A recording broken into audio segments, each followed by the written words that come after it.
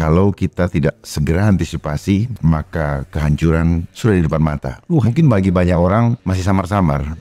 Tetapi dari tahun 2020 saya sudah melihat ujungnya seperti apa. Ujungnya tidak lain dan tidak bukan adalah total control. Kalau total control hanya dari control masih pakai HP, it's okay. Tapi ini dalam segala aspek kehidupan.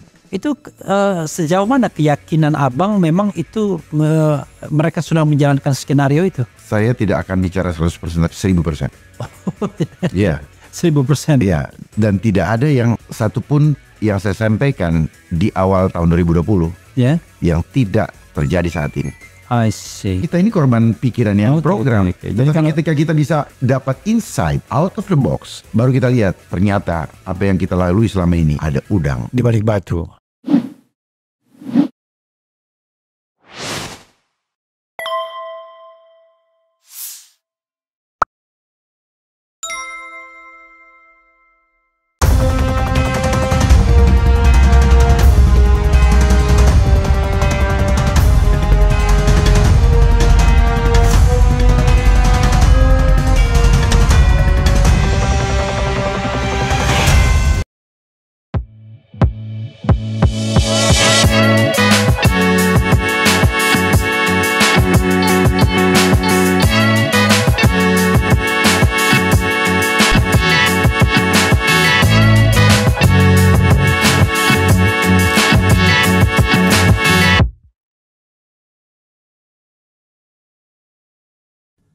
Assalamualaikum warahmatullahi wabarakatuh, sobat RH sekalian.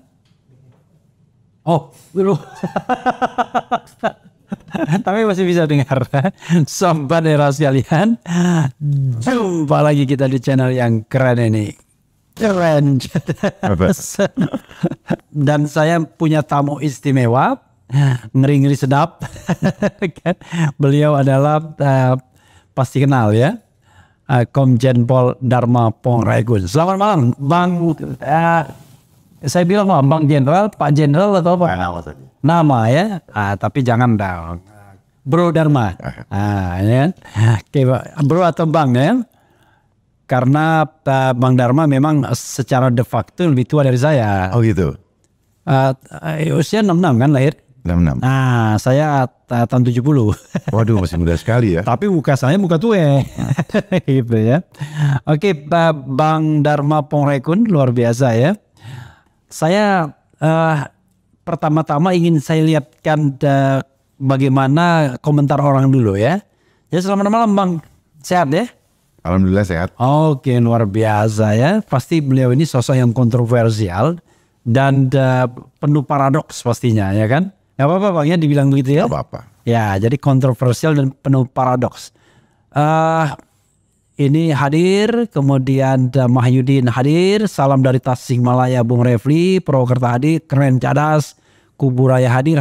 Terima kasih Bang RH telah menghadirkan beliau, Komjen Pol Dharma Pongrekun.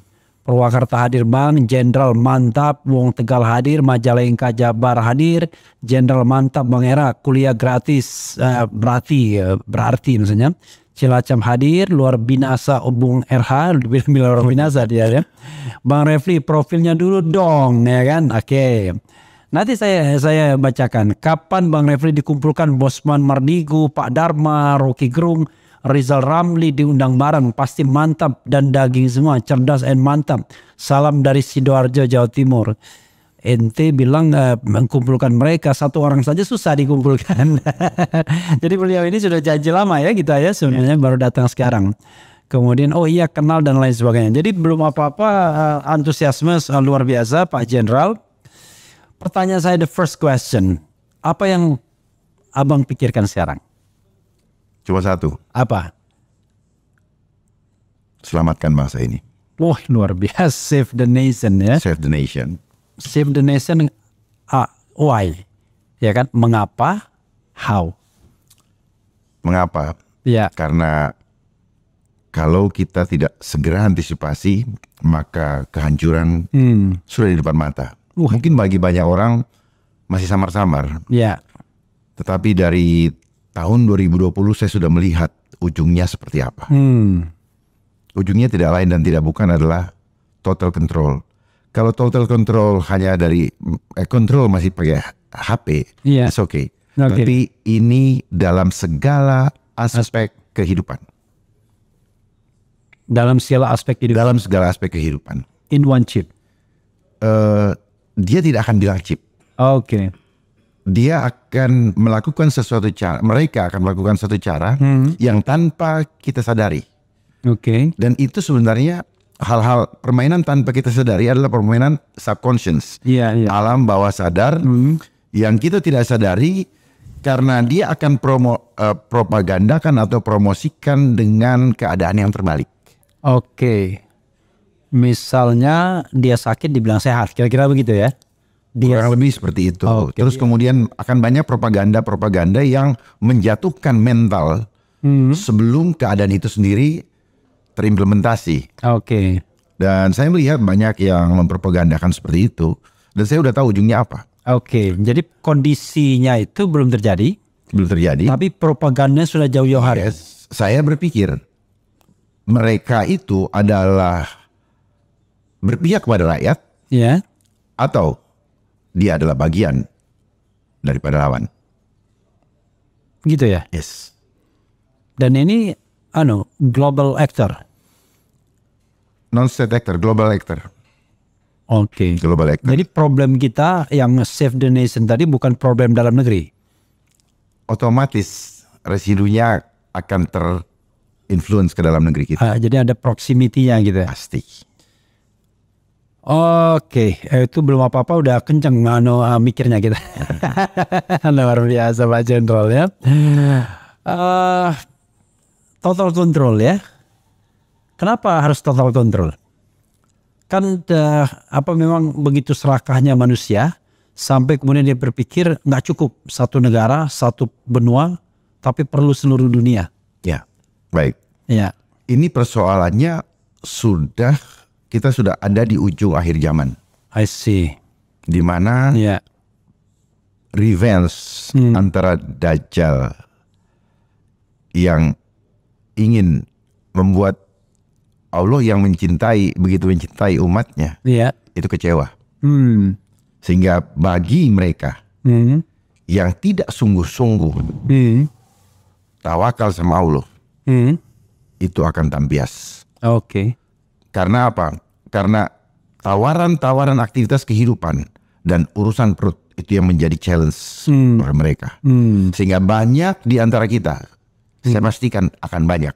Dan sekarang sudah mulai terlihat goncang imannya karena semua aspek kehidupan harus mengikuti persyaratan-persyaratan yang mereka sebut sebagai new normal.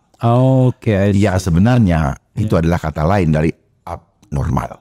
I see. Kita adalah makhluk ciptaan Tuhan yang mempunyai free will.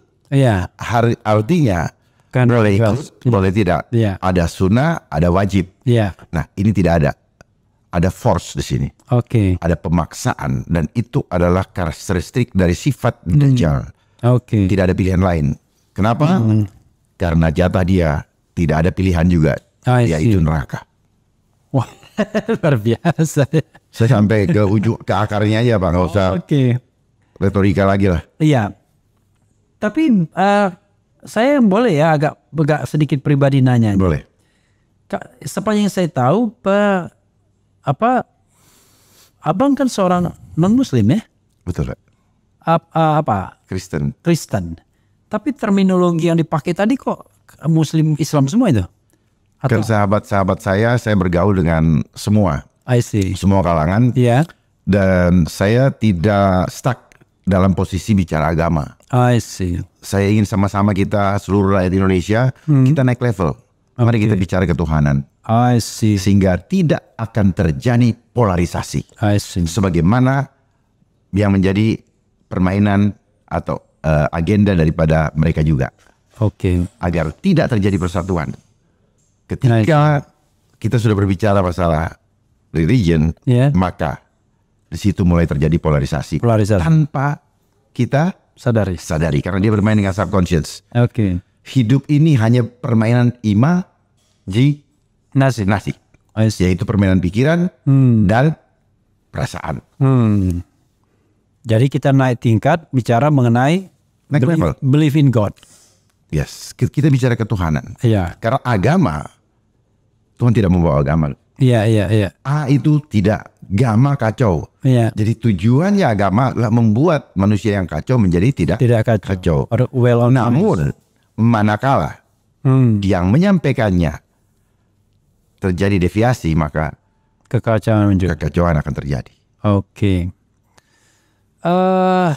Begini. Nanti pada saatnya saya akan tanya soal gimana cara mengatasinya kan ya. Jadi tadi sudah why ya kan. Kalau dibilang why itu karena tidak ada pilihan lain. Tadi kan cuma two direction, neraka atau surga. Ya. Karena mereka tidak ada pilihan, ya sudahlah. Pokoknya ya pendukung surga itu akan diembat oleh pendukung neraka, kira-kira gitulah ya. Yeah. Why-nya, how? Bagaimana caranya? Untuk total control tadi. Caranya mereka. Iya. Sekali lagi, saya ulangi. Atau cara yang mereka skenariokan. Saya flashback sedikit. Yeah. Bahwa mereka dari awal punya 3 agenda program. Yeah. Program utama mereka ada 3. Yang pertama, money, power, control population. Oke, yang itu ada yang globalis tadi ya? Ya, ini 3. Elit global tadi ya? Dia mainkan ini. Iya. Di bawah pengendalian siapa? United Nations. Oke. Money, mereka kuasai sistem perekonomian seluruh dunia. Lewat sistem perbankannya. I see. Yang dikendalikan oleh IMF. Iya. Yang kedua, lewat IMF mereka mendapatkan power dari setiap negara yang menjadi anggota UN, terutama bagi mereka yang negara yang mempunyai pinjaman. Jadi ini semacam jebakan hutang. Lalu setelah itu lewat powernya, ini program yang itu mereka melakukan kontrol populasi. Power yang ada di setiap pemerintahan di setiap negara yang menjadi anggota United Nations akan mengontrol bangsa tersebut melalui pembentukan regulasi agar tercipta sistem. Jadi sistemnya itu dilindungi oleh sistem yang dibuat itu dilindungi oleh hukum. Hukum yang di-endorse.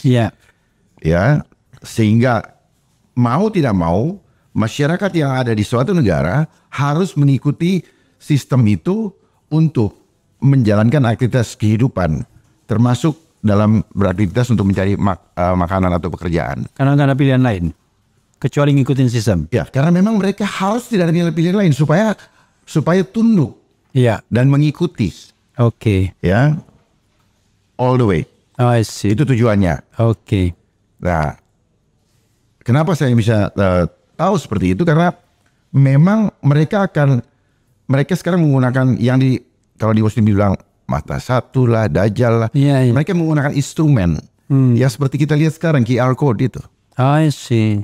Jadi kemana-mana Bapak bisa akses, dia bisa akses juga isi kita. Wherever we go, mereka tahu. Bapak makan apa, dia tahu. Bapak nginep di mana, dia tahu. Dia ini. Kapan Bapak mau di-delete, dia bisa delete. Anytime. Jadi kehidupan kita mudah sekali mereka akhiri ya. Sama seperti ketika Bapak matiin AC. Matiin TV. Nah, seperti itu teknologinya sama. I see. Jadi teknologi ini sebenarnya adalah copy paste daripada bagaimana Tuhan mengendalikan hidup kita. Kita ini ada di bawah remote kontrolnya Tuhan. Tetapi karena kita bandel, kita memilih yang enak dilihat mata. Sehingga yang tidak kelihatan tidak menarik. Seperti contoh kemarin bola. Kita begitu terbawa euforia dengan apa yang kita lihat, sehingga kita mengidolakan yang mereka create menjadi idol. Sehingga kita idolatry, menyembah ciptaannya dia, bukan menyembah yang menciptanya. I see. Dulu ada pemain sepak bola Indonesia yang menjadi primadona karena dinaturalisasi, bukan naturalisasi, dia pemain yang memang ada darah Indonesianya, tiba-tiba ada yang ingin mendaftarkan, bisa nggak pakai dijadikan agama. Yang konsep idol seperti itu ya. Jadi ini semakin ya. Jadi itu yang dilakukan. Jadi karena mereka membuat sistem, lalu kita sendiri yang kadang-kadang memilih untuk ke sana, bukan ke hakikat tadi. Kita menyembah. Kita memilih karena ada force. I see. Ya, ada power tadi saya bilang. Oke. Power yang menggunakan force. Yang boleh saya sitir sedikit apa yang disampaikan oleh Bung Karno. Yeah. Perjuangan kami lebih mudah. Oke. Karena melawan Penjajah. Musuhnya ketok. Iya, kelihatan. Iya. Tapi perjuangan kalian lebih sulit. Okay. Karena melawan bangsa sendiri. Bukan saya yang ngomong loh. Oh iya, iya, masuk sendiri. Saya yang mensitir apa kata. Iya, kata Bung Karno ya. Iya. Begini, saya agak flashback sedikit ya. Yeah. Apa kaitannya dengan latar belakang Bang Dharma ya, bicara tentang globalis seperti ini? Karena orang mengatakan, kan abang polisi dengan pangkat terakhir Komjen. Oke, memang ada di BSSN ya, Badan Cyber dan Sandi. Ya, Badan Cyber dan Sandi. Dulu Badan apa ya dulunya? Itu sebelumnya apa namanya? Pembaharuan daripada Lemsanek. Iya. Dulu Badan Lembaga Sandi Negara ya, Lemsanek. Karena Pak Presiden menginginkan ada suatu badan khusus yang menangani cyber, maka ditingkatkan. Oke. Menjadi setingkat menteri. Iya, dulu Lembaga Sandi Negara ya. Oke. Apakah karena di posisi itu atau karena interest ini sebelumnya memang sudah ada? Frankly speaking, saya mendapatkan banyak, saya berkontemplasi dan banyak mendapatkan hidayah. Yang step by step saya dibukakan banyak oleh Yang Maha Kuasa, sehingga saya bisa melihat jauh ke dalam apa yang mungkin selama ini kita tidak pahami, karena selama ini kita digiring lewat sistem edukasi, hanya memahami sistem material. Oke. If you cannot see, then I don't trust it. Oke. Sejak kapan itu? 2018, Pak. 2018 itu berarti sudah di BSSN ya? Saya di BSSN dan banyak yang dibukakan. Termasuk buku itu saya bikin ketika saya di sana. Oh ya, ini ada, sobat dengar sekalian, ini ada buku ya.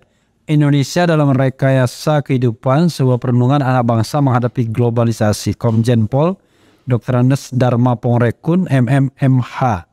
Berarti sempat ambil S2 hukum ya? Iya, di S1-nya enggak? S1-nya enggak. Enggak ya? Enggak. S1-nya Dr. Andes di bidang? Di kepolisian kan? PTIK. Oke, PTIK ya. Jadi tinggal bisa diteruskan. Jadi buku ini kapan ngambilnya? Saya tulis 2018 akhir. Iya. Saya terbitkan 2019.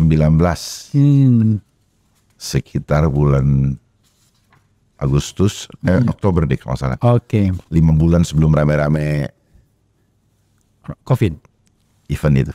Oke. Bisa nggak kalau saya ngomong frankly speaking apa adanya ya? Bebas ya. Bebas. Soalnya yang saya hadapi adalah bintang 3 yang masih bertugas.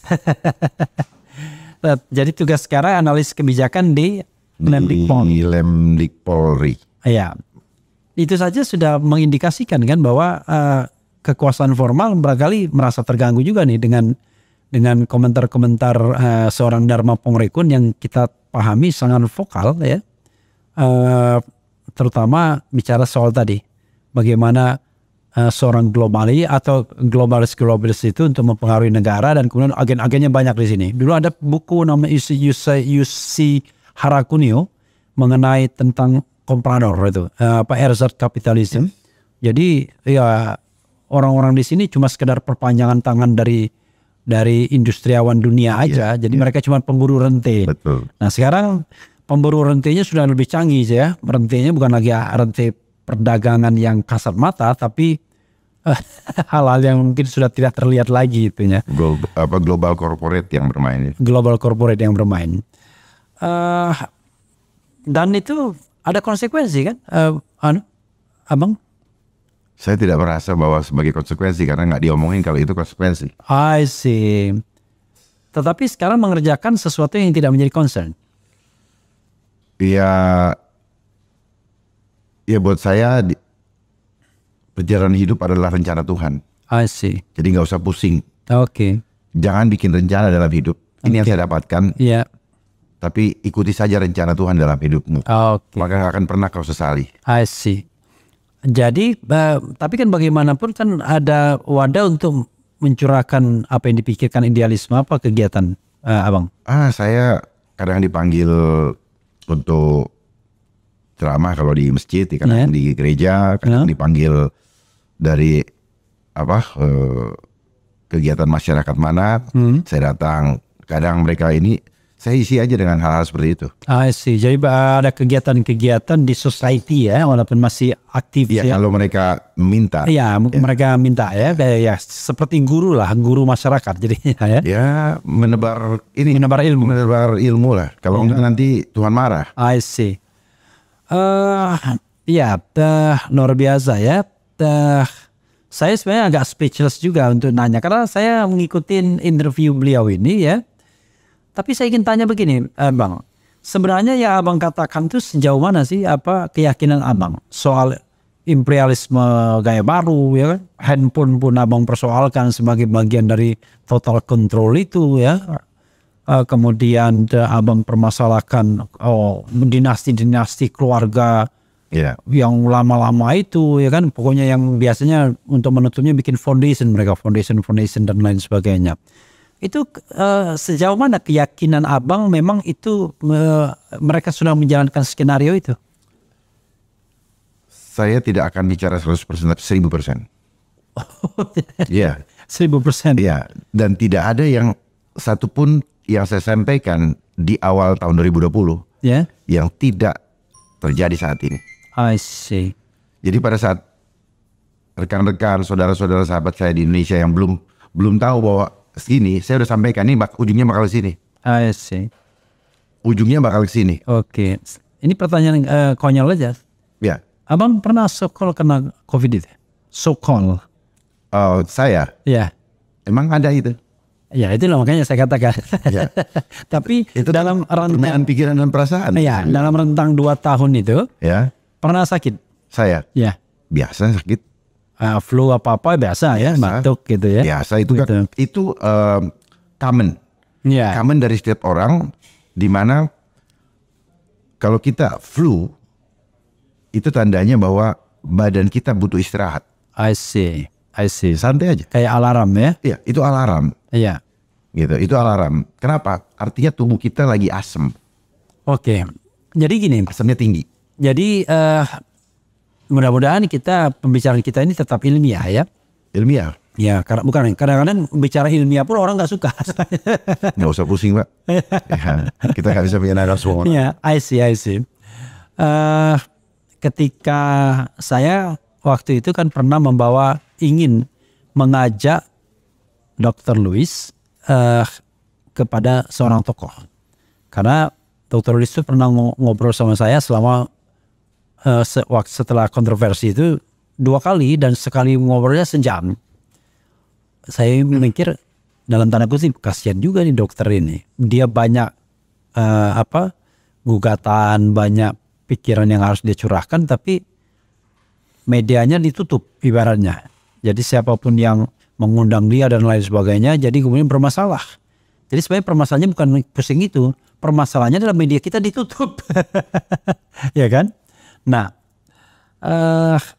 itu salah satu bagian daripada yang that's point. Yes. Makanya itu salah satu indikator, Kan dikuasai media semua. Iya, salah satu indikator bahwa apa yang Abang katakan itu serius sebenarnya. Karena kalau tidak serius orang ketawa-ketawa aja, ya kan?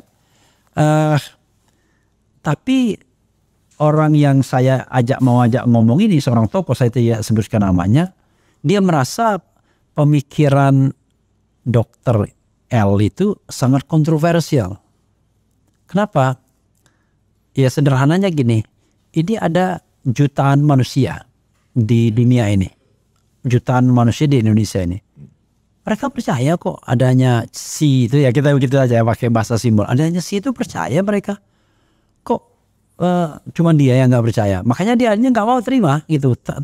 Terlalu kontroversial katanya. Tapi saya tahu Abang, kemudian teman Abang yang ikut ke sini orang yang termasuk berpikir seperti Dr. Lewis itu juga, bahkan mantan menteri kita juga berpikir demikian, karena saya juga pernah ngomong panjang sama beliau. Nah, apakah abang tidak melihat bahwa diri abang itu bukan sebuah eksepsional, tetapi hal yang aneh? Karena ada jutaan manusia yang percaya, kok abang nggak percaya? Nah, ini saya cuma menggugat, tapi saya tahu abang pasti akan menjawab. Silakan, Bang. Gini, apa yang dirasakan oleh bapak itu tadi sehingga dia berpikir kenapa kalau yang banyak ini terus satu orang begini? Gara-gara kita sekolah itu diseragamkan, Bang. I see. Iya. Itulah konsep seragam. Iya. Sehingga orang seragam salah dia nyaman. Seragam berdosa nyaman. Iya. Ya. Dibuat tidak berani. Kalau kamu tidak seragam maka kamu bukan teman saya. Iya. Itu yang sudah dibangun di subconscious. I see. Tanpa sadar orang nggak berani berbeda. Kenapa? Karena konsepnya harus seragam. Bahkan orang mengatakan hal bohong secara repetition, secara berulang menjadi kebenaran. Nah, kebenaran suka-suka kan itu. Iya. Yang itu yang namanya salah kaprah. Nah, kemudian kenapa mereka itu yang kata abang tadi mengatakan bahwa yang percaya, nggak salah mereka adalah victim, korban dari program mindset, ya. The most basic on mind control is repetition. I see. Ulang selama 21 hari, kelar. Ya. Itu perubahan. Itu emang pernah mempraktikannya atau kepada orang lain 21 hari itu? Coba aja ulang. Saya mampu, saya bisa, saya kuat. Allahu Akbar. Ucapkan terus. Iya. Maka nggak ada ketakutan. I see. Kita punya kekuatan Allah, Pak, di dalam tubuh kita. Jadi mind control itu penting sekali ya. Banyak orang yang mengatakan, nggak masuk akal. Ya, akal itu apa? Logika kan? Iya. Sementara logika artinya apa? Sesuatu yang masuk akal. No, pikiran yang diprogram. I see. Oke. Termasuk Bang Refli. Iya. Kita ini korban pikiran yang program. Jadi ketika kita bisa dapat insight out of the box, baru kita lihat.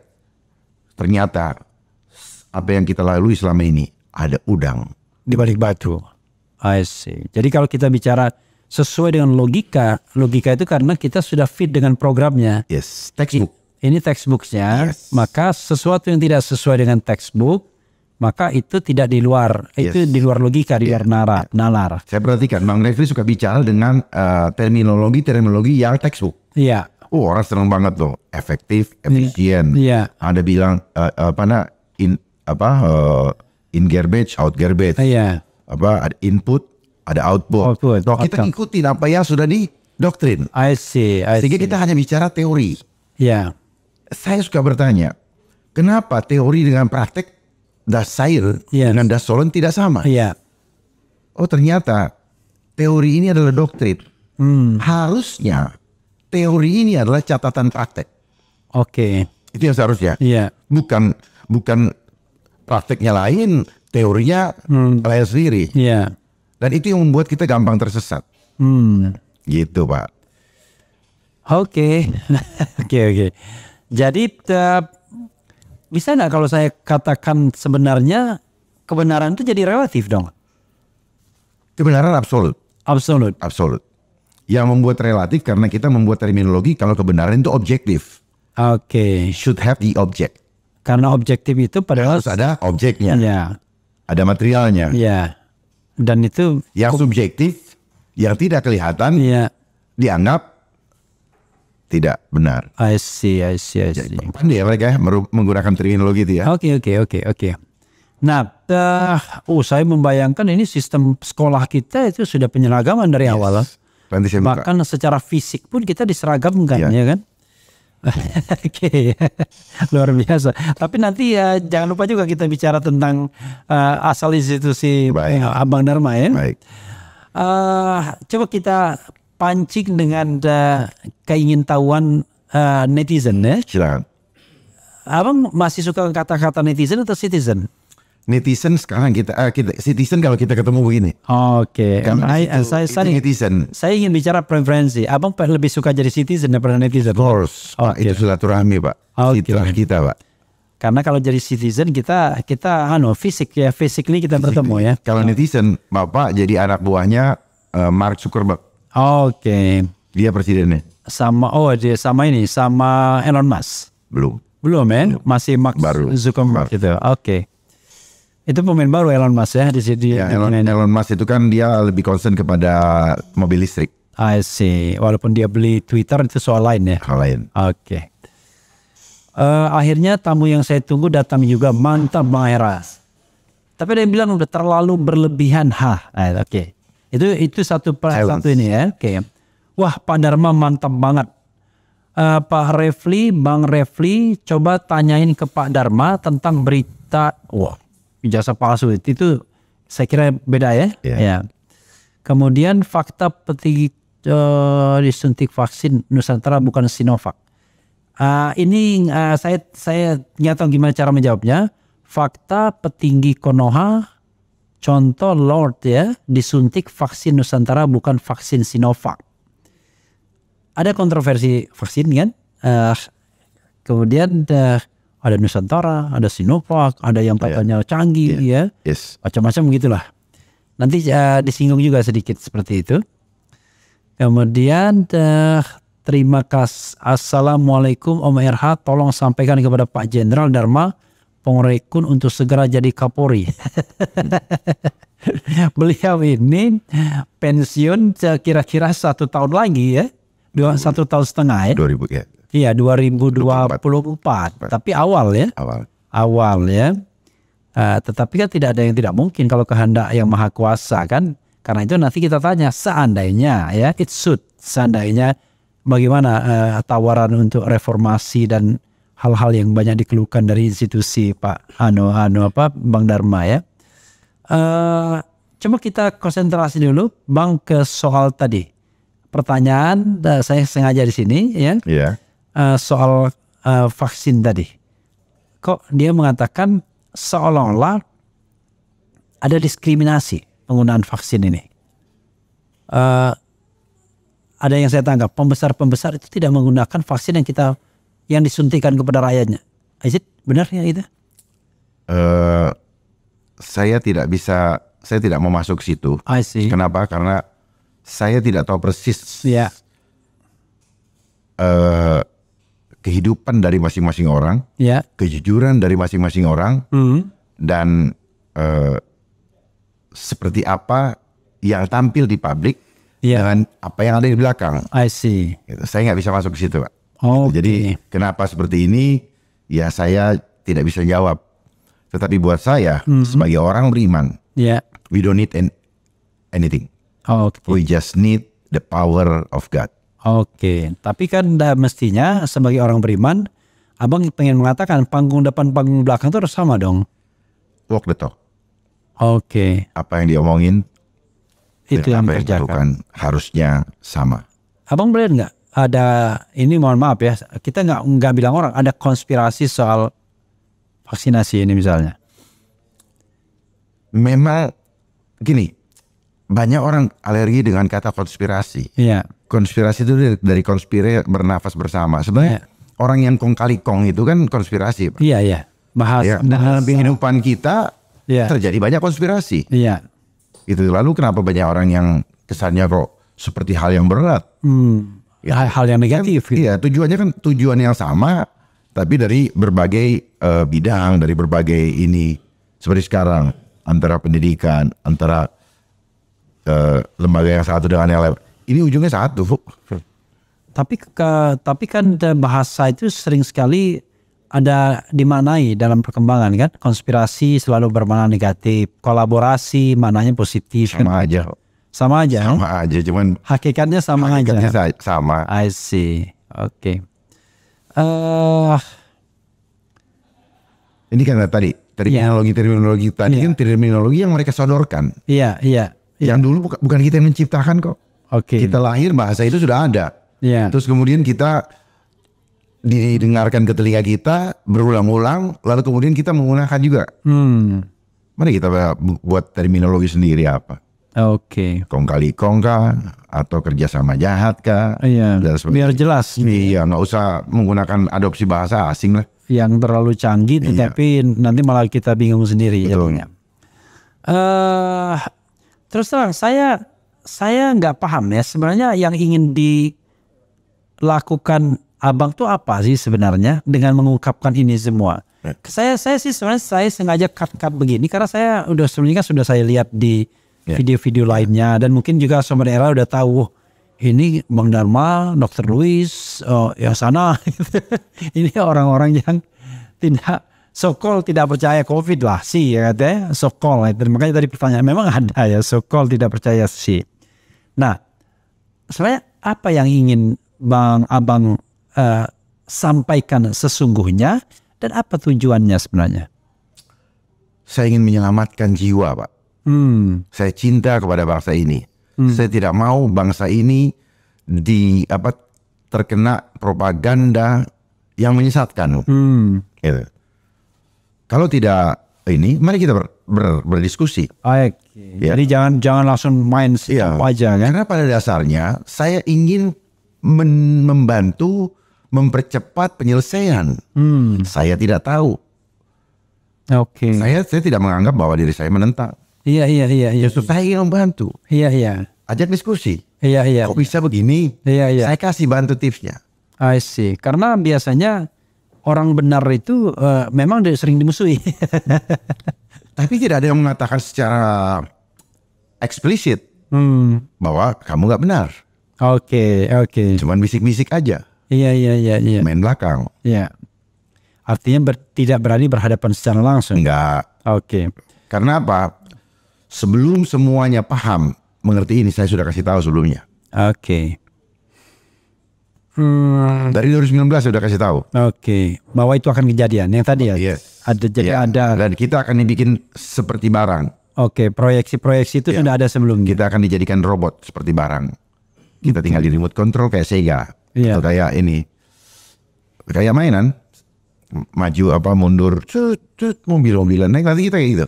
Oke. Yang saya nggak habis pikir tuh begini ya. Kalau kita bicara tentang sebuah kebijakan.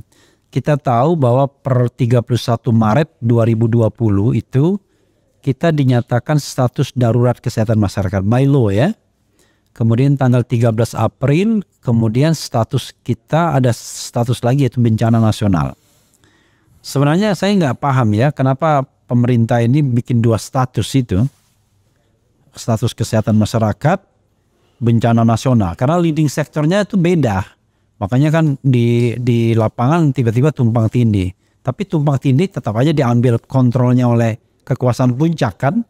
Jadi apapun yang terjadi pokoknya akhirnya ya tetap dikontrol. Cuma masalahnya adalah kenapa status darurat itu tidak segera dicabut. Karena de facto ya misalnya kegiatan kemasyarakatan kemarin kan ada pernikahan di Solo yang mana ada lagi pakai standar yang di set sebelumnya ya kan, jarak, pakai masker, pakai macam-macam itu. Tapi status formalnya itu belum dicabut gitu, tetap bisa digunakan untuk katakanlah menghalangi pergerakan, menghalangi apapun atau mengatur apapun. Gimana Abang melihatnya? Saya tidak mau masuk ke yang acara itu karena ya itu contoh. Itu contoh. Masuk itu. Saya cuma mau kasih tahu gini. Ya. Dalam hidup ini seringkali kita dibuat kalau sudah panjang kebiasaan yang kita lakukan, kemudian di-cut secara dadakan, di situ akan terjadi goncangan, Pak. Tubuh kita pun, sel-sel kita pun akan akan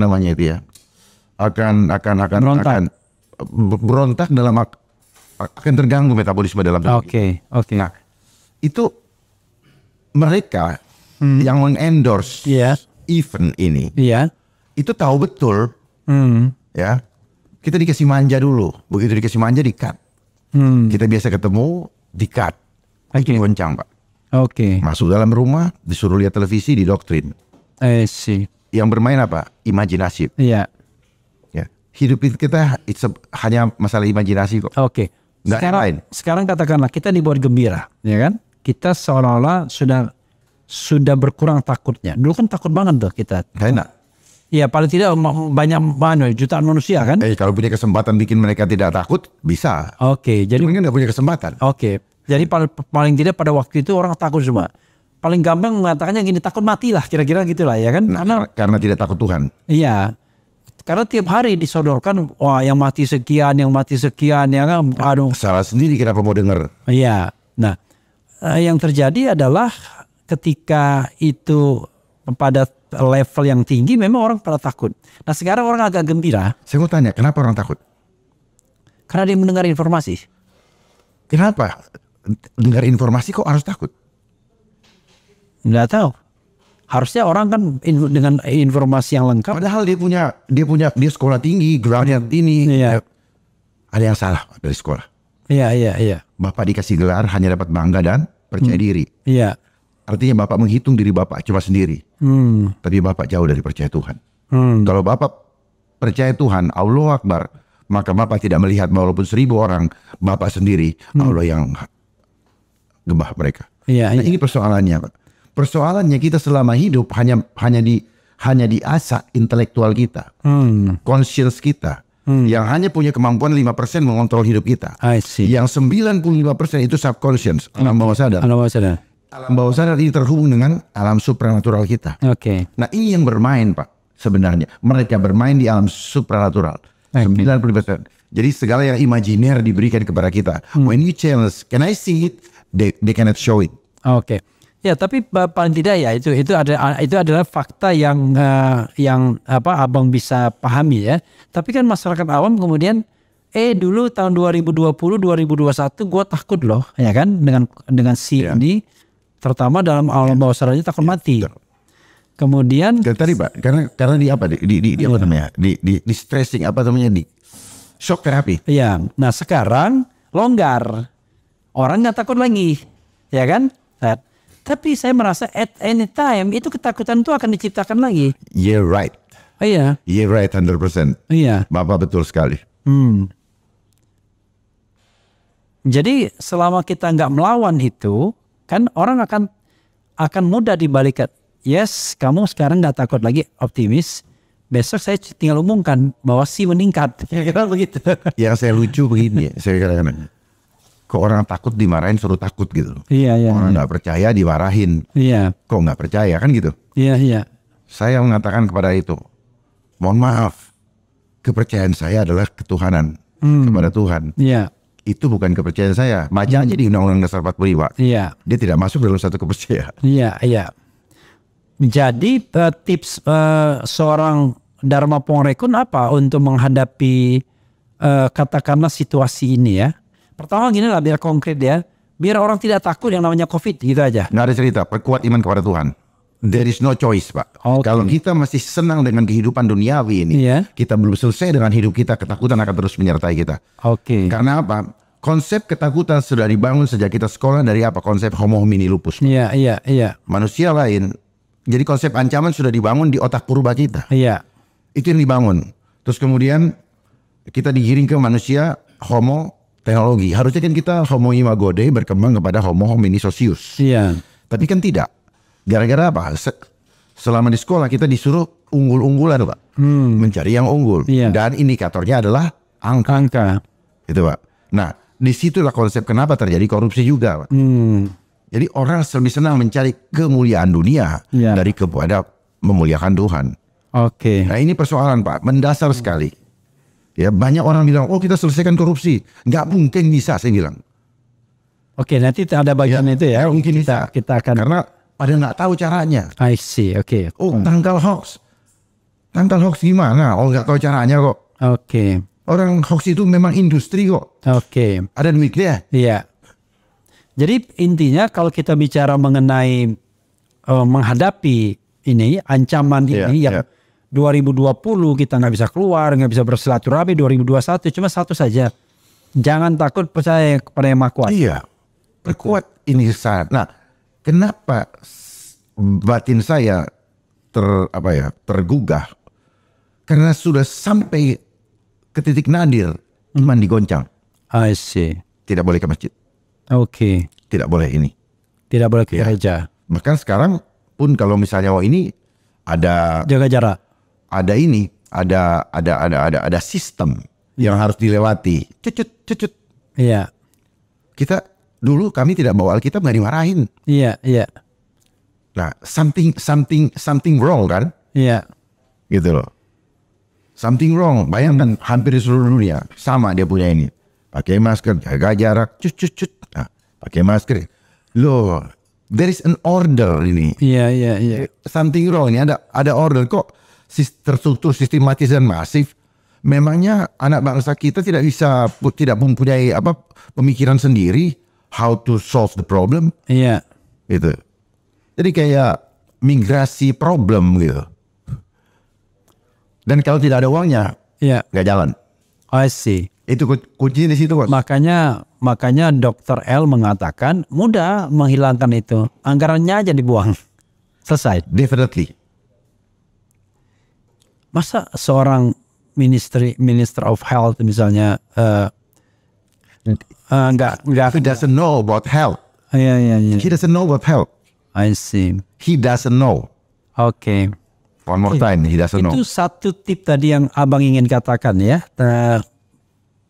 Jangan takut, percaya kepada yang Maha Kuasa. Cuman itu, Pak. Oh, cuma satu. The only ya. Ya, jangan takut, percaya. Kenapa? Kita berasal dari Dia dan kita akan kembali ke Dia. Oke. Nggak ada tempat perlindungan lain. Jangan berlindung kepada manusia. Oke, itu kan soal keyakinan. Tapi soal sesuatu itu barang ada apa enggak? Kalau menurut For me, ya. kalau ada yang bilang ada, mari sama-sama saya challenge kita buktikan bersama.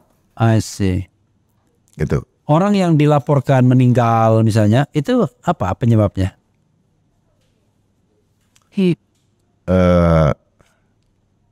Harus saya buka di sini nggak ya? Kamu Apa yang menyebabkannya? Kalau riskan nggak usah lah. Tapi intinya mungkin. Artinya begini. Iya. Ya, satu saya buka kuncinya. Iya. Karena adanya protokol. Protokol itu tahu nggak artinya? Singkatan dari apa?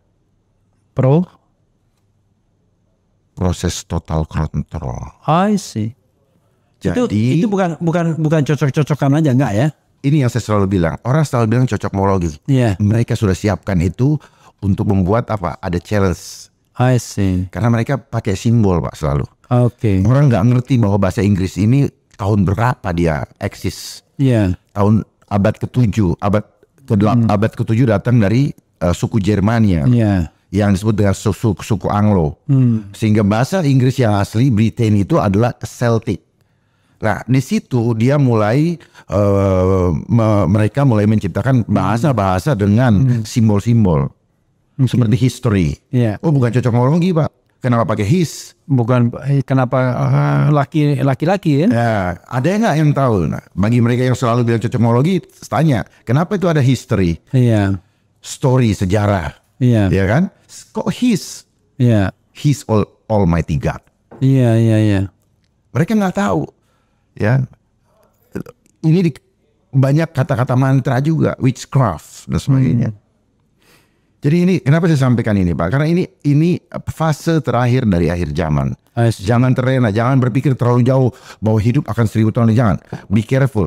Ya, banyak yang sudah dipanggil Tuhan mendahului kita. I see. Apapun yang kita miliki di dunia ini tidak ada artinya. Buat apa kita memiliki seluruh isi dunia ini, tapi hidup kita binasa? Oke. Itu.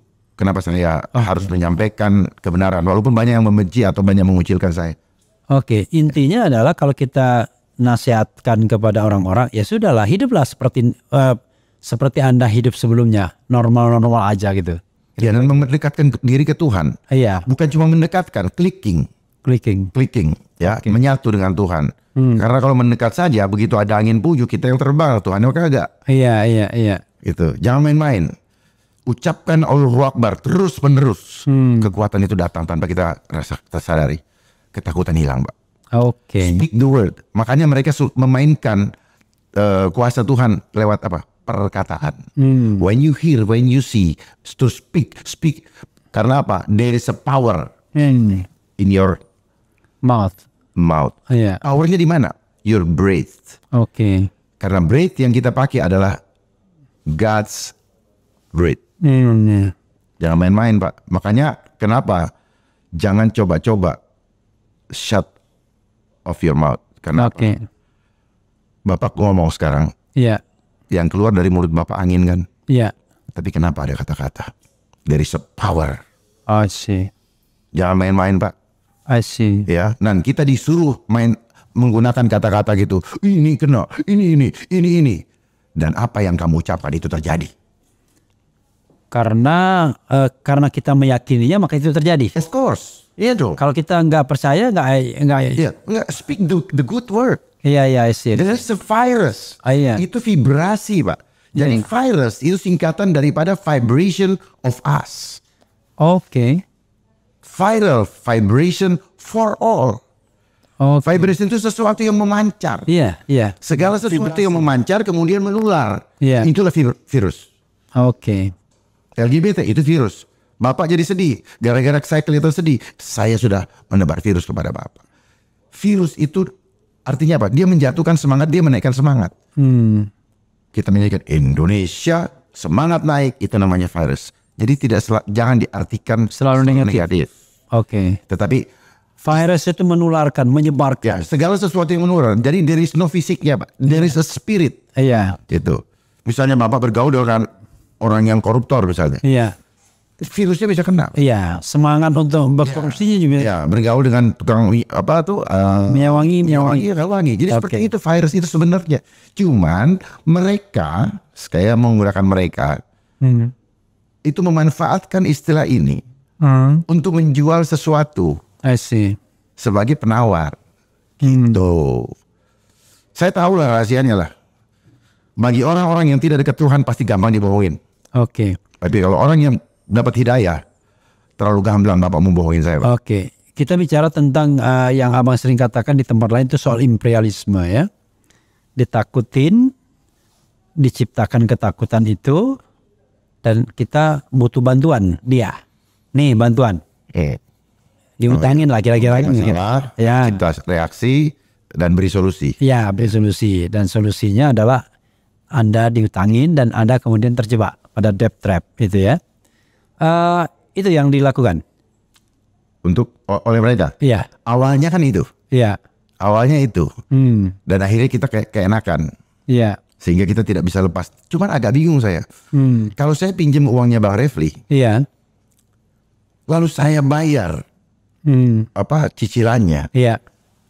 Bang Refli nggak berhak mengatur rumah tangga saya loh. Iya. Nah, kenapa ini boleh? Something wrong. Dalami Pak Refli sebagai hukum tata negara. Iya.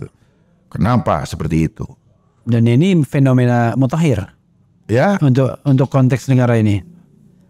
Ya, saya pikir kalau memang kita boneka kita nurut-nurut aja. Tapi kalau kita mau mengaku sebagai negara besar, ya besar penduduknya atau besar dia punya wibawa. Iya. Maka kita akan tidak mau diperlakukan seperti itu. Lebih baik kita makan sama-sama sedikit, tapi punya harga diri daripada kelihatan kaya, tapi jadi hamba, slave. Iya, jadi budak ya. Budak. Oke. Bang Dharma, ada yang mau disampaikan lagi soal ini? Mungkin secara terstruktur yang mungkin saya tidak sempat saya katakan, mungkin Abang bicara tentang skenario gini, setelah kita bicara ini kan, kita kan harus ada escape clause-nya apa ya, jalan keluarnya apa. Nah itu silakan Abang omongkan escape clause-nya sebagai katakanlah, kalaupun kekuasaan tidak mau mendengar, ya minimal rakyat yang mendengar kan kira-kira begitu. Silakan sebelum saya mau tanya soal tadi institusi Abang. Oke. Jadi begini, saya sudah menyiapkan. Saya akan membantu untuk memberikan 7 program kunci untuk mengembalikan kedaulatan rakyat. Oke. Gitu. Iya. Ada 7 program kunci. Salah satunya apa? Selesaikan hutang dalam 1 hari dan membangun negara tanpa hutang. Agar rakyat tidak dibebani lagi oleh pajak yang tinggi terhadap debitur asing. Oke. Walaupun nanti saya akan tanya how come gitu ya. Saya tidak akan buka di sini. Oke. Itu satu oke. Iya. Supaya tidak, karena ini ada. Kenapa? How come? Karena saya tahu sumber dananya. Itu aja. Dan sumber dananya here di sini. Iya. Oke, good. Karena isu-isu yang begitu saya juga gitu. Oke, in one day and then Nggak perlu hutang lagi. Nggak perlu hutang lagi. Oke, itu satu. Ya, membangun negara tanpa hutang. Kalau hutang udah habis ngapain lagi? Iya, gitu. Kita punya sources luar biasa. Oke, itu satu. Kan tadi ada 7 bilang. 7. Kedua, saya buka di sini nggak ya? Mengembalikan semua perundang-undangan dan peraturan ini generalnya ya. Ya. Sesuai dengan Pancasila dan Undang-Undang Dasar 45. Oke, sesuai dengan semangatnya ya. Nilainya, Pak. Oke, nilainya. Oke. Nilai. Karena saya sudah melihat begitu banyak undang-undang yang tidak sesuai dengan Pancasila. Ya. Ya. Tidak berketuhanan. Ya. Ya. Tidak berketuhanan. Tidak adil. Sila kedua, kemanusiaan yang adil dan beradab. Bagaimana mau adil? Lah kalau itu aja sila kedua tidak terlaksana, bagaimana mau terjadi persatuan? Ya. Jadi perhatikan baik-baik itu sebagai ahli hukum ketatanegaraan. Tolong diperhatikan itu.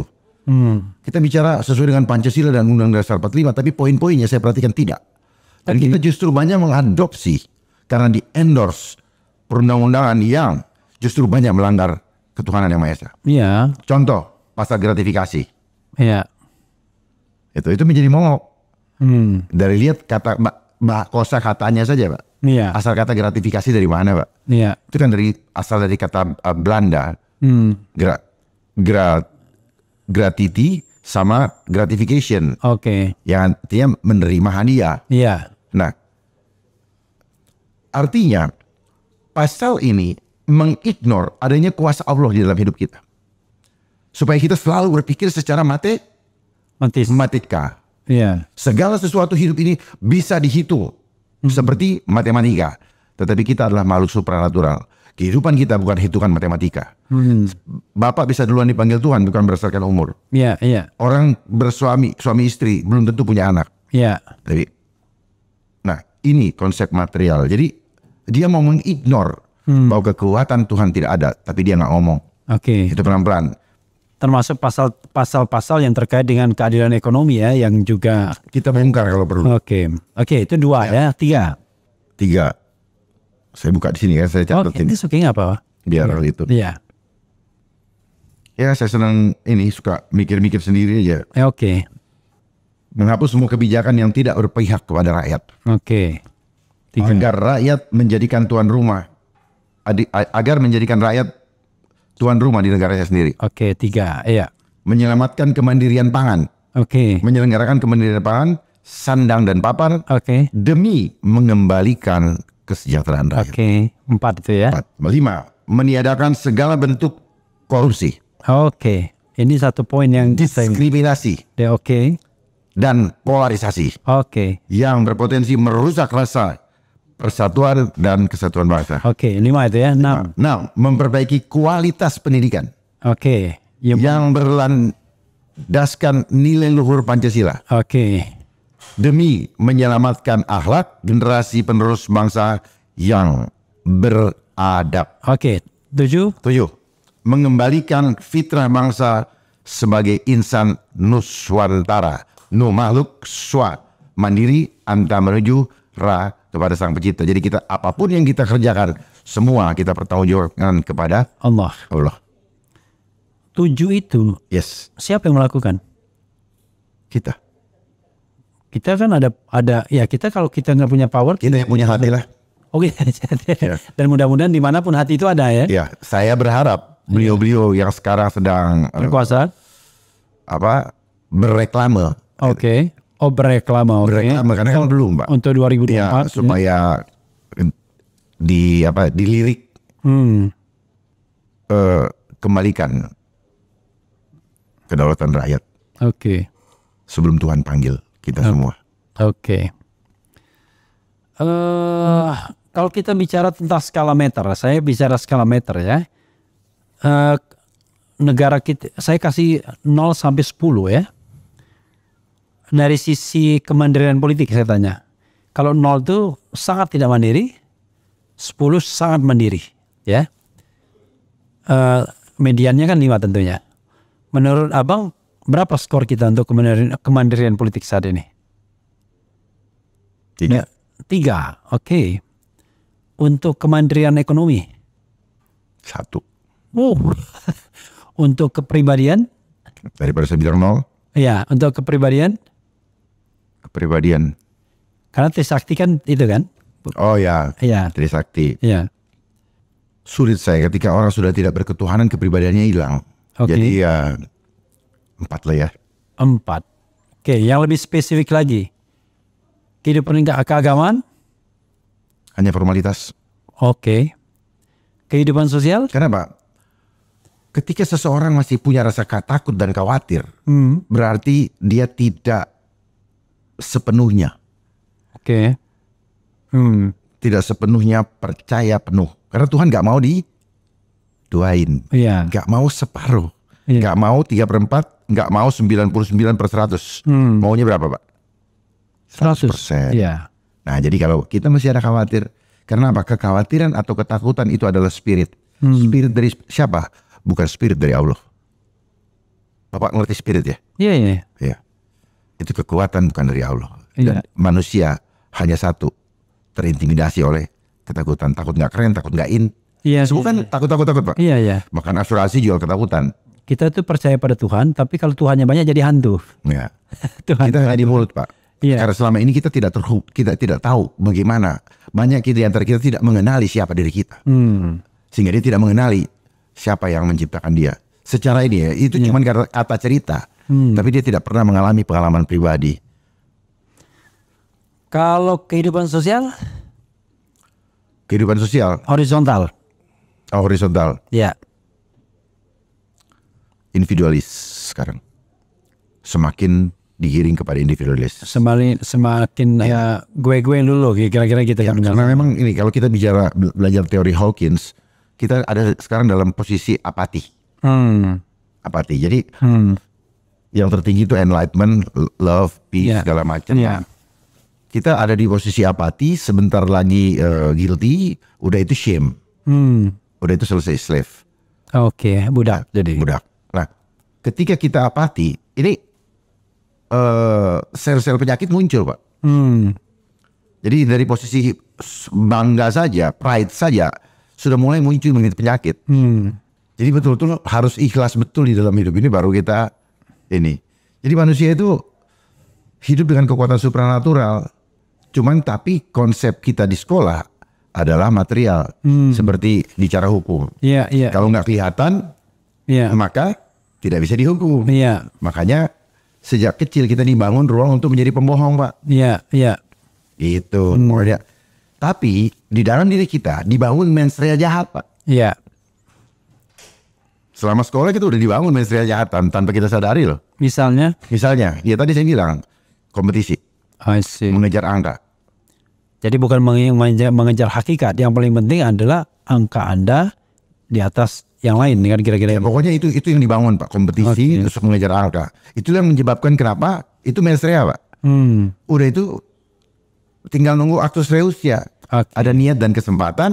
Undang-undang disiapkan untuk menangkap output daripada sifat yang sudah ditanamkan tadi. Satu terakhir ya sebelum ke Polri tadi. Kalau hubungan vertikalnya antara negara dan masyarakat berapa skornya? Dengan pemikiran begini, dulu negara kita dibangun, kan negara itu seperti bapak yang mengayomi dari rakyat untuk rakyat. Ya, mengayomi anaknya gitu-gitu. Tapi sekarang kan berapa skornya?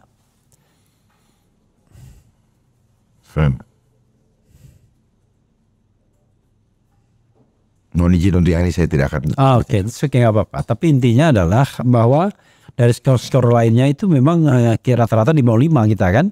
Bahkan tadi kemandirian ekonomi cuma 1 saja. Oke, Bang Dharma, untuk bagian ini kita cukupkan ya. Besok-besok yang kita bisa diskusi lagi. Boleh, kan. Ya. Nah, tapi tentu pas sobat era sekalian kan pengen tahu. Bang Dharma kan berasal dari institusi kepolisian. Kita itu cinta sekali yang namanya polisi, ya kan? Gak mungkin negara tanpa polisi. Tapi at the same time orang prihatin, ya kan, dengan polisi. Saya sampai bikin polling, dan kalau setiap polling saya kan ada puluhan ribu yang biasanya ngisi polling itu. apakah Anda percaya dengan polisi sebelum kejadian Sambo? Ini saya mau frankly speaking. Mayoritas bilang nggak percaya, dan itu angkanya 90%. Ya walaupun barangkali terpengaruh sama Sambonya. Nah sekarang pertanyaannya, dengan carut marut seperti ini, kita tahu tiba-tiba ada isu uang wow 100 triliun gitu kan, ada profiling harta kekayaan yang nggak masuk akal gitu ya, kemudian belum lagi keadilan yang nggak diciptakan secara benar seperti kasus-kasus KM50 dan lain sebagainya. Menurut Abang apa panasianya untuk memperbaiki penegak hukum kita ini, termasuk juga isu-isu korupsi dan lain sebagainya? Atau abang mengkonstruksikan dulu, menggambarkan bagaimana penegak hukum kita hari ini, baru kemudian cari panasianya. Penegakan hukum kita secara menyeluruh, tidak ada pilihan lain, harus di revolusi. Kata-katanya revolusi, bukan lagi reformasi. Kalau reformasi kan reform, Pak. Iya. Dibentuk ulang. Iya. Dibentuk ulang, bahan bakunya sama nggak, kan gitu. Ya. Saya bilang revolusi ini kan evolution. Iya. Jadi dia kayak bermetamorfosa. Nah, saya masuk ke ini, apa yang terjadi antara perilaku dengan misalnya perbuatan yang tidak baik sama korupsi, ini sebenarnya satu rangkaian, Pak. Oke. Ya. Oke. Ini bicara, kalau dalam satu organisasi kan kita bicara struktural, kultural. Ya. Tapi saya tidak mau mensoroti struktural, karena struktur ini sangat tergantung siapa. Ya, siapa yang menjalankannya, Pak. Iya. Iya. Mau strukturnya kayak apa? Karena struktur ini pasti ada motifnya, Pak. Iya. Dibentuk untuk apa, kan itu. Oke. Fungsinya untuk apa? Tapi saya lebih suka menyoroti masalah perubahan culture. Culture. Ya, karena ini adalah bagian daripada budaya organisasi, Pak. Nah, suatu organisasi, apalagi Polri, itu kan bentuknya adalah bentuk hierarki. Ya, ada kekuasaan dan kewenangan. Dan seorang pemimpin itu sangatlah vital menentukan hitam putihnya atau merah putihnya dari satu organisasi. Makanya tidak salah kalau Pak Kapolri suka bilang ikan busuk dari kepala. Karena kepala menggambarkan pemikiran, proses dan tindakan. Gitu. Nah, kalau pikirannya tidak bagus, maka tangan kaki ngikut, tidak bagus. Jadi, kenapa tidak bagus? Karena bawahan itu secara insting atau alam bawah sadar, mereka akan merasa aman kalau mengikuti value-nya pimpinannya. Karena pimpinan kan mewariskan value. Dia menebar value, entah pimpinan sebelumnya, terus kemudian yang mungkin ya sekarang sedang manggung, itu kan ada value, Pak. Nah, value itu mau tidak mau akan mempengaruhi sadar atau tidak sadar kepada anggota atau bawahan.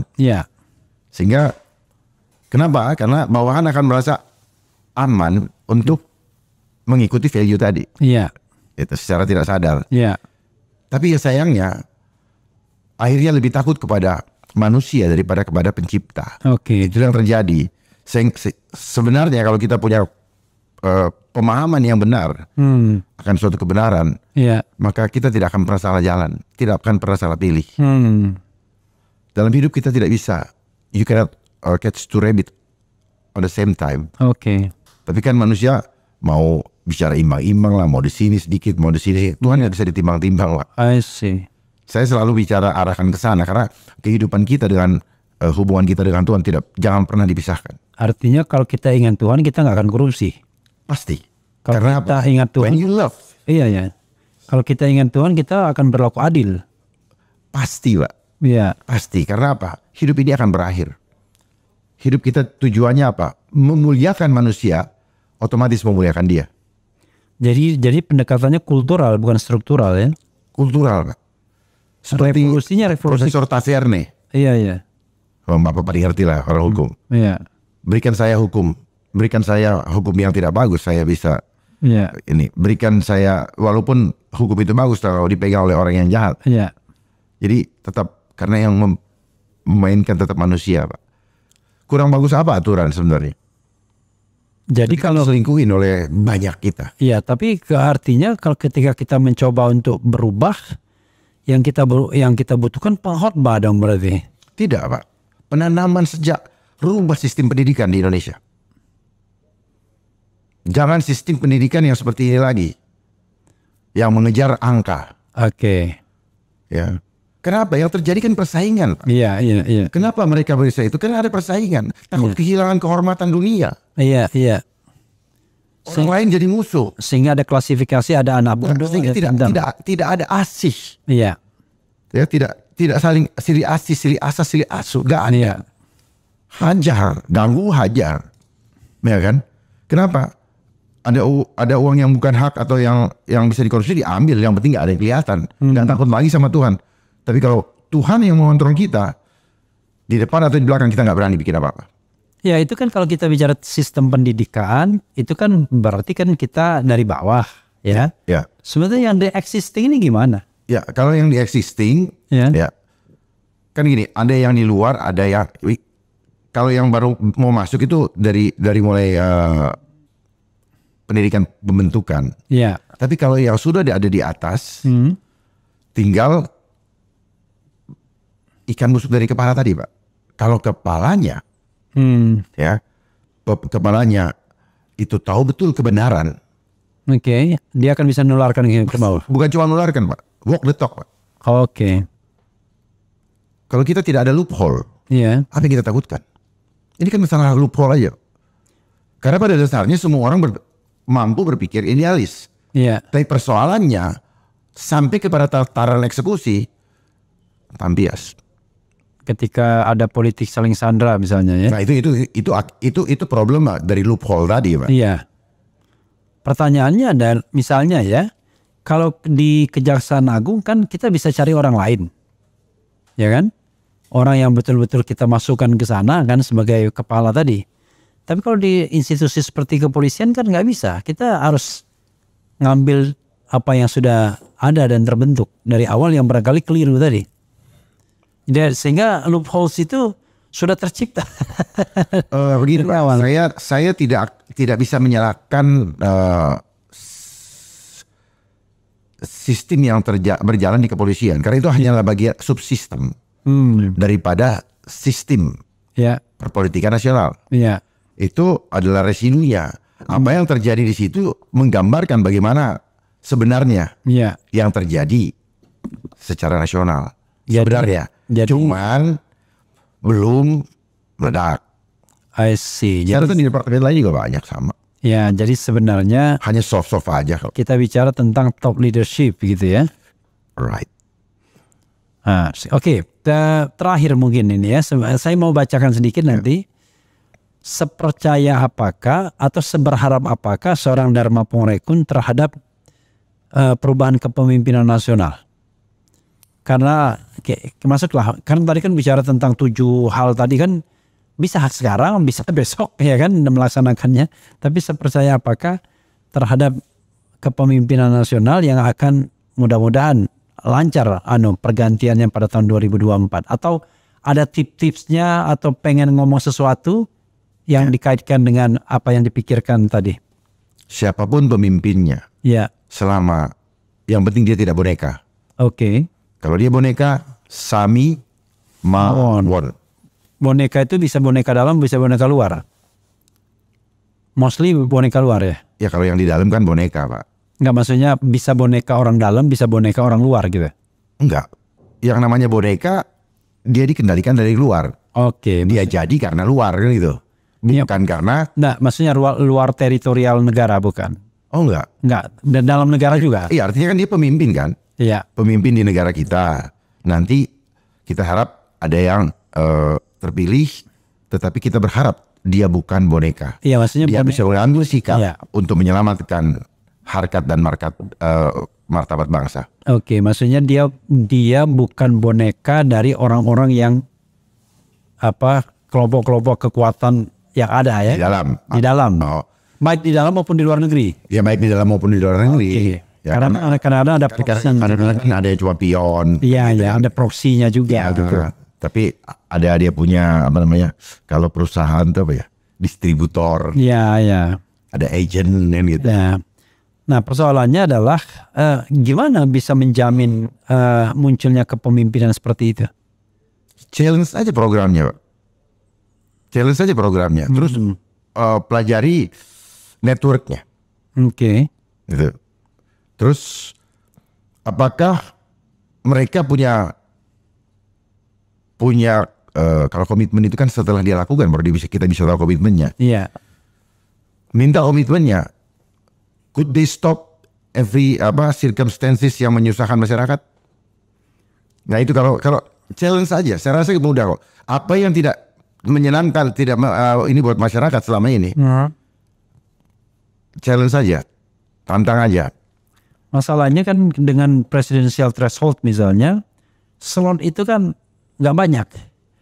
Mungkin cuma 3 slot aja, jangan cuma 2 slot. Kita disodorkan pilihan yang sangat-sangat terbatas kan. Itu gimana? Masih ada optimisme seorang Dharma Pongrekun melihat? Karena saya masih masih aktif. Ya. Saya tidak mau masuk bahas regulasi itu. Tapi kalau bicara harapan boleh dong. Iya boleh. Artinya saya juga kadang-kadang heran. Kenapa orang menganggap kamu tidak boleh berbicara politik. Salah. Hidup ini adalah politik. Bapak dengan istri Bapak itu berpolitik. Zon politikun. Iya. Manusia semua politik. Nabi Muhammad, Yesus itu berpolitik. Iya. Gitu. Jadi memang pandai mereka membuat sekat-sekat supaya apa? Supaya ini tabu untuk ini, supaya lupa. Padahal dalam prakteknya berpolitik semua. Jadi sampai bikin lagu politik pun tak boleh. Akhirnya apa? Rupanya sistem ini tidak senang. Maunya kita jadi munafik. Iya. Bapak perhatikan dari standar pendidikan, standar mutu, kita bicara itu aja. Iya. Itu diajar munafik, Pak. Standar bicara kuantitatif, mutu bicara kualitatif. Iya. Yang ada adalah pencitraan. Oke, jadi tetap harapan ya. Kuncinya ya. Kuncinya harapan semoga Tuhan betul-betul menunjuk orang yang memang dia ridhoi, bukan yang nanti akan membuat rakyat semakin menderita. Oke. Ya bagaimanapun kita juga harus berharap semua. Bang Dharma, saya akan membacakan beberapa komentar. Nanti Abang silakan merangkumnya secara umum. Okay. Kemudian barangkali bisa closing statement kita. Nggak terasa perbincangan ini luar biasa ya. Kita sudah berbincang 1 jam lebih. Tapi pasti akan lebih banyak lagi tema-tema yang spesifik yang mudah-mudahan besok bisa kita bincangkan lagi ya. Dan apalagi kalau ini misalnya kita siapkan untuk direkam apa-apa. Kalau ini kan on the spot kita. Saya sengaja on the spot seperti ini biar bagaimana reaksi masyarakat bisa melihat itu. Karena Bang Dharma kan biasa tuh di interview itu, tapi kan nggak live kan. Biasanya direkam dulu, jadi tidak langsung interaktif dengan penonton. Oke, saya bacakan ya.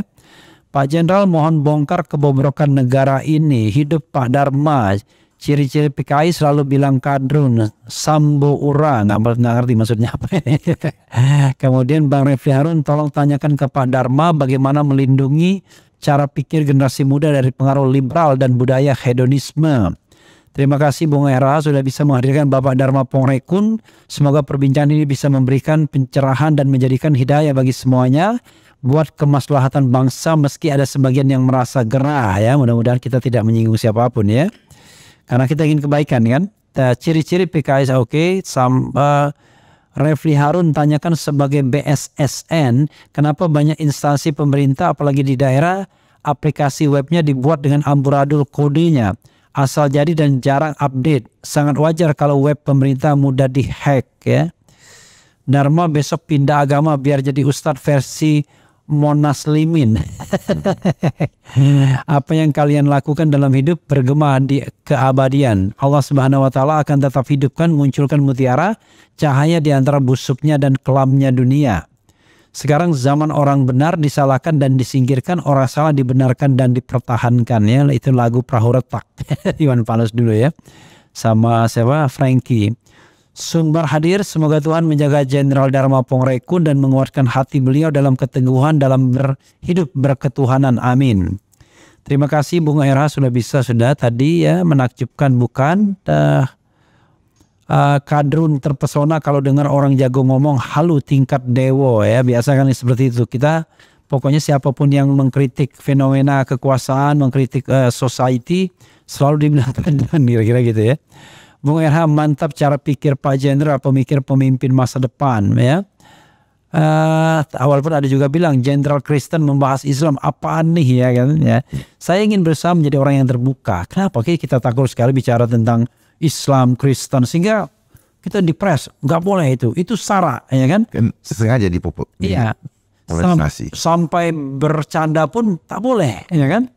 Padahal dulu yang namanya Kasino Dono Indro biasa canda-canda gitu, ya, canda suku dan lain sebagainya. Kalau sekarang enggak, ujaran kebencian. Itu korban doktrin. Iya, ujaran kebencian berbau sara, ya kan? Begitu pemerintah tidak suka sama kita, versi kita menyebarkan hoax. Tapi yang benarnya kita juga nggak tahu. Kan bisa saja kan, tiba-tiba tadi, wah ini kita sudah menyebarkan hoax karena kita tidak percaya tadi, ya kan? Padahal kita juga tidak tahu apakah kebenarannya seperti apa, ya. Oke, itu yang sebagian yang bisa saya bacakan. Bang Dharma, ya, nanti bisa dibaca sendiri, ya. Baik. Untuk direnung-renungkan. Silakan ditanggapi secara umum dan closing statement ke sana. Ya. Banyak sekali tadi, ya. Jadi apa saja? Saya lupa. Iya, sebenarnya saya hanya membacakan. Tadi ada bilangin kadrun kan? Iya, kadrun, BSSN, gitu-gitu. Ya. Saya cuma berharap kepada kita semua masyarakat Indonesia jangan terpengaruh dengan istilah cebong, kampret, kadrun, karena itu adalah cara mempolarisasi bangsa. Dan ada yang mendesain. Tapi kita tidak usah bahas ini. Ada yang mendesain itu supaya bangsa ini tetap terpolarisasi. Jadi kalau misalnya, kalau kita mengaku kita bangsa Indonesia, negara kesatuan Republik Indonesia, kita punya wawasan kebangsaan, kita paham wawasan Nusantara, maka persatuan dan kesatuan adalah syarat mutlak. Jangan polarisasikan dengan segala macam. Kita ini semua korban. Ya, giringan cukup panjang sejak penjajahan Belanda, di mana politik divide et impera sampai sekarang masih dilakukan. Dan pastinya mereka yang tetap mempertahankan itu, ada uang di balik itu. Karena mereka tidak akan capek-capek kalau tidak ada uang. Oke. Ya. Kalau bicara hoax, saya paham betul hoax itu apa. Hoax itu adalah berita yang dibuat bohong. Iya. Ya, yang dibuat gitu. Seolah-olah benar dibuat bohong. Jadi di sini juga adalah industri, karena hoax adalah dari bahasa Inggris yang namanya hokus pokus. Iya. Ya, banyak yang tidak mengerti bahwa itu memang itu adalah istilah, itu adalah mantra penyihir. Gitu, mantra penyihir. Kalau kita bicara farmasi dari bahasa Yunani, pharmakeia. Artinya sihir, witchcraft. Jadi dalam hidup kita ini banyak kita terhipnotis atau tersihir dengan apa namanya, ya, dengan terminologi, dengan segala macam. Akhirnya orang mengatakan, oh cocokmologi dan sebagainya. Tidak. Tidak. Jadi mari kita belajar untuk memahami yang lebih luas daripada yang kita pahami. Ya, yang hanya kita pelajari dari buku. Makanya di buku saya tidak mau pakai textbook, nggak mau pakai footnote, Pak. Karena footnote itu membuat tidak pernah ada inventor lagi, Pak. I see. Walaupun gelar Bapak doktor, profesor, but you are not inventor anymore. I see. Sejak kapan itu? Bapak tahu sejak kapan sudah kehilangan gitu. Sekarang ini adalah masa post-truth. Kebenaran yang dibolak-balik. Tapi satu pesan saya, jangan takut kepada mereka yang mampu membunuh tubuh, tetapi takutlah kepada Dia yang mampu membunuh tubuh dan jiwamu. Tuhan memberkati. Assalamualaikum warahmatullahi wabarakatuh. Shalom, Om Santi, Santi Santiong. Ya, saudara sekalian, itu tadi perbincangan dengan Komjen Dharma Pongrekun. Ya, mudah-mudahan ini bukan yang terakhir ya. Dan mudah-mudahan setelah ini kita mendapatkan kebaikan, aura positif dari beliau ya. Dan juga dalam hal meningkatkan keyakinan kita bahwa sesungguhnya gak ada di dunia ini yang hebat kecuali Allah Subhanahu wa Ta'ala. Amin ya rabbal alamin. Wassalamualaikum warahmatullahi wabarakatuh. Iya.